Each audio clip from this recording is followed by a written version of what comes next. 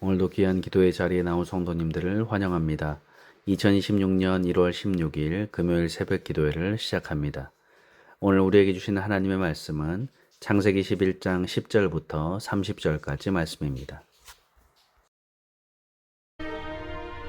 셈의 족보는 이러하니라. 셈은 100세 곧 홍수 후 2년에 아르박삿을 낳았고, 아르박삿을 낳은 후에 500년을 지내며 자녀를 낳았으며, 아르박삿은 35세에 셀라를 낳았고, 셀라를 낳은 후에 403년을 지내며 자녀를 낳았으며, 셀라는 30세에 에벨을 낳았고, 에벨을 낳은 후에 403년을 지내며 자녀를 낳았으며, 에벨은 34세에 벨렉을 낳았고, 벨렉을 낳은 후에 430년을 지내며 자녀를 낳았으며, 벨렉은 30세에 르우를 낳았고, 르우를 낳은 후에 209년을 지내며 자녀를 낳았으며, 르우는 32세에 스룩을 낳았고, 스룩을 낳은 후에 207년을 지내며 자녀를 낳았으며, 스룩은 30세에 나홀을 낳았고, 나홀을 낳은 후에 200년을 지내며 자녀를 낳았으며, 나홀은 29세에 데라를 낳았고, 데라를 낳은 후에 119년을 지내며 자녀를 낳았으며, 데라는 70세에 아브람과 나홀과 하란을 낳았더라. 데라의 족보는 이러하니라. 데라는 아브람과 나홀과 하란을 낳고, 하란은 롯을 낳았으며, 하란은 그 아비 데라보다 먼저 고향 갈대아인의 우르에서 죽었더라. 아브람과 나홀이 장가들었으니 아브람의 아내의 이름은 사레며, 나홀의 아내의 이름은 밀가니 하란의 딸이요, 하란은 밀가의 아버지이며 또 이스가의 아버지더라. 사레는 임신하지 못함으로 자식이 없었더라. 창세기에 나오는 족보는 어떤 새로운 사건의 시작과 그 의미를 강조할 때 등장을 합니다. 오늘 본문에 나오는 족보는 사실 앞에 창세기 10장 25절에서 이어져야 합니다. 셈의 후손 가운데 에벨은 두 아들 벨렉과 욕단을 낳았습니다. 그런데 10장에서는 욕단의 족보만을 언급하고 벨렉은 언급하지 않았습니다. 그리고 벨렉의 족보가 드디어 오늘 본문에 등장하게 됩니다. 오늘 족보는 사실 셈의 족보라고 하지만 실질적으로는 벨렉의 족보를 말해주고자 하는 것입니다. 그러면 왜 에벨의 두 아들의 족보를 따로따로 언급하고 있습니까? 그것은 바로 에벨의 아들 욕단은 불경건한 이 함의 자손과 더불어 악에 물들었기 때문입니다. 그래서 그들의 족보는 10장에 나타나죠. 10장의 족보는 바로 이렇게 사람이 종족과 언어대로 흩어진 족보를 언급하는 것이다 라고 할 수 있지만, 더불어서 악에 물들어간 세상을 보여준다 라고 말할 수 있습니다. 그러나 하나님은 이런 악한 세상 가운데에서 거룩히 구별하는 한 족보를 기록하셨는데, 그게 바로 오늘 본문의 벨렉의 족보입니다. 그래서 이 족보의 마지막에는 누가 나오죠? 26절에 보니까 데라는 70세에 아브람과 나홀과 하란을 낳았더라 라고 말씀하죠.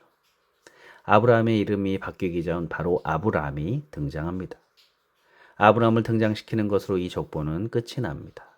이 족보가 말해주고자 하는 메시지가 바로 여기에 있죠. 하나님은 죄악된 세상 가운데에서 거룩한 그루터기를 남겨두셔서 다시 새로운 구원의 역사를 시작하십니다. 그리고 마침내 아브라함을 부르신다라는 것입니다.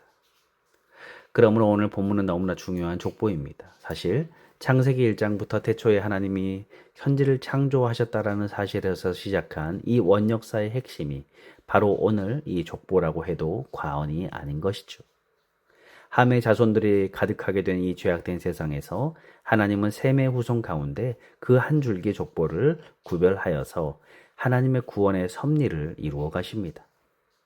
온통 바벨탑 쌓기에 혈안의 대원인 이 세상에서 자기가 자기 인생의 주인이 되어서 자기 이름을 높이고 자기 이익만을 구하며 더 높이 쌓기에 열을 올리는 이 죄악된 세상에서 한 줄기의 의의 계보를 세우신 것입니다. 그런데 이 족보 가운데 우리가 눈여겨볼 것이 두어 가지가 있습니다. 먼저 아브라함의 아버지 데라라는 것이죠. 아브라함의 아버지 데라는 어떤 사람입니까? 여호수아 24장 2절에서 여호수아가 말해줍니다. 여호수아가 모든 백성에게 이르되 이스라엘의 하나님 여호와께서 이같이 말씀하시기를 옛적에 너희의 조상들 곧 아브라함의 아버지 나홀의 아버지 데라가 강 저쪽에 거주하여 다른 신들을 섬겼으나 라고 말하죠. 데라는 다른 신들을 섬겼습니다.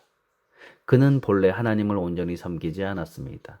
다른 셈의 후예들과 마찬가지로 욕당과 같이 그들은 모두 함의 자손들처럼 죄악에 빠져 우상을 숭배했습니다. 데라도 예외가 아니었죠. 유대인의 전승에 의하면 데라는 심지어 우상 장사였다라고 전해집니다. 우상을 만들어서 먹고 사는 일을 한 사람입니다. 우리가 생각하는 이 믿음과 경건과 의와는 거리가 먼 사람이죠. 그러면 우리는 다시 성경의 놀라운 진리, 놀라운 하나님의 은혜를 깨닫게 되죠. 아브라함이 부르심을 입은 것은 그가 의롭거나 무엇을 잘해서가 아니었고 하나님의 일방적인 선택이고 은혜였다라는 사실입니다. 이렇게 우상숭배를 한 데라와 그 집안에서 하나님은 믿음의 조상인 아브라함을 세우십니다. 이것이 정말 하나님의 은혜이고 하나님의 열심이었던 것입니다. 그들이 처음부터 믿음이 좋아서 하나님을 따른 것이 아닙니다. 우상숭배 가운데에서 하나님이 그들을 선택하셔서 믿음의 사람으로 만드시고 믿음을 갖게 하셔서 아들 이삭까지도 하나님의 말씀에 순종하여 바칠 수 있는 그런 귀한 믿음의 소유자가 되기까지 하나님은 아브라함과 그의 가정을 빚어 가셨던 것입니다. 그러므로 오늘 우리의 부족한 모습을 보게 되죠. 우리는 믿음이 없어서 늘 연약한 가운데 있고 세상에서 넘어지고 믿음이 흔들립니다. 말씀을 안다고 하지만 보이지 않으신 하나님보다는 보이는 세상을 의지하며 살아갑니다. 그렇지만 우리는 이런 말씀을 통해서 다시 한번 우리를 빚어가시는 하나님의 사랑과 열심을 깨닫게 됩니다. 내가 믿음이 좋아서가 아니라 하나님이 선택하셔서 부르시고 말씀의 은혜를 매일 주시는 그 은혜로 이제 그리스도의 생명으로 살아가는 것입니다. 데라의 믿음을 보시고 하나님 일하시는 것이 아니라 하나님의 일방적인 은혜 속에서 데라의 가정이 세워졌던 것입니다. 그러면 오늘도 부족한 나와 내 가정을 일구고 계시는 하나님의 역사를 우리는 믿음의 눈으로 바라보아야 합니다. 그 하나님을 우리의 가정의 소망으로 삼고 그 은혜에 감사하며 감격하며 살아갈 때에 반드시 우리를 믿음의 거룩한 자녀로 세워주신다라는 것입니다. 또한 30절에 사례는 임신하지 못함으로 자식이 없었더라 라고 말하고 있죠. 여러분, 여기 너무나 중요한 말씀이 있죠. 하나님의 거룩한 계보에 느닷없이 임신하지 못하는 여인이 등장합니다. 임신하지 못하는 여인, 곧 인간의 힘으로는 생명을 잉태하고 이어갈 수 없는 여인이 이 생명의 족보에 등장하였다라는 것입니다. 무슨 의미입니까? 인간의 힘이 아니라 하나님의 힘으로 이 생명의 역사를 이어가신다라는 말입니다. 이것이 바로 하나님이 일하시는 방식입니다. 하나님의 생명이 어떻게 흘러가는지 보여주는 것입니다. 잉태하지 못하는 여인을 통해 인간의 힘으로는 결국 생명이 단절될 수밖에 없으나 하나님의 은혜로 하나님의 능력으로 생명이 탄생하고 이어진다라는 것입니다. 나중에 이 일은 궁극적으로 어떻게 나타나게 되죠? 바로 예수님의 동정녀 탄생을 통해 나타나게 됩니다. 그렇게 인간 스스로 자기의 힘으로 무언가를 이룰 수 있다라고 생각하고 자기의 힘만을 의지하며 살아가는 사람들은 바벨탑을 쌓는 함의 자손들이었습니다. 반면에 자기 안에 소망이 없음을 알고 오직 하나님만을 의지하며 하나님만 신뢰하는 사람들, 나는 할 수 없음을 알고 하나님께 매달리는 사람들이야말로 구원의 역사를 이루어가는 셈의 자손들이었던 것입니다. 그러므로 성도 여러분, 우리는 바로 이런 셈의 족보에 들어갔음을 믿음으로 바라보시길 바랍니다. 그래야 해서 우리가 비록 연약하고 부족하지만 하나님의 은혜와 하나님의 열심이 바로 우리의 삶을 변화시켜 주실 줄을 믿습니다. 우리를 더욱더 새롭게 하시고 우리를 거룩한 의의 자녀로 살게 할 줄을 믿습니다. 이 은혜를 바라보면서 이제는 내가 주인이 아니라 하나님만이 우리의 삶의 주인 되고 내 생각이 아니라 하나님의 뜻을 따라 살아가시는 저와 여러분들 되시기를 주님의 이름으로 기도합니다. 함께 기도하겠습니다. 하나님, 우리가 연약하고 부족하지만 하나님의 은혜와 하나님의 열심으로 우리가 믿음의 계보, 생명의 계보에 들어갔음을 믿습니다. 내 힘은 단절되고 좌절이고 절망이지만 우리 안에 계시는 성령의 능력과 은혜 안에서 참 생명을 얻고 누리며 살게 하여 주옵소서.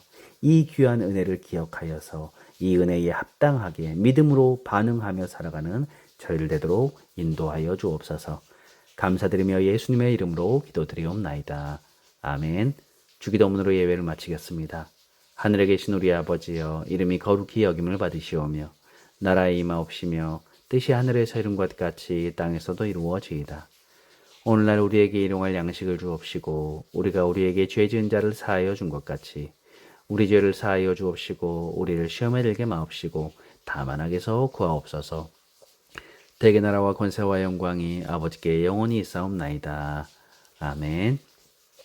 잠시 기도하는 시간을 갖겠습니다. 오늘 말씀을 생각하면서 하나님, 우리가 하나님의 은혜 가운데 셈의 족보에 들어갔음을 믿음으로 바라봅니다. 연약합니다. 부족합니다. 하지만 우리 안에 계시는 성령의 능력 안에서, 은혜 안에서 우리가 더욱더 힘을 얻고 참 생명을 얻고 누리며 살아가는 저희의 삶이 되게 해달라고 기도하시고, 두 번째로 우리 갈보리 교회와 우리 목사님과 우리 성도님들, 우리 자녀들을 위해서 또 주변의 이웃들을 위해서 함께 이 시간 기도하겠습니다.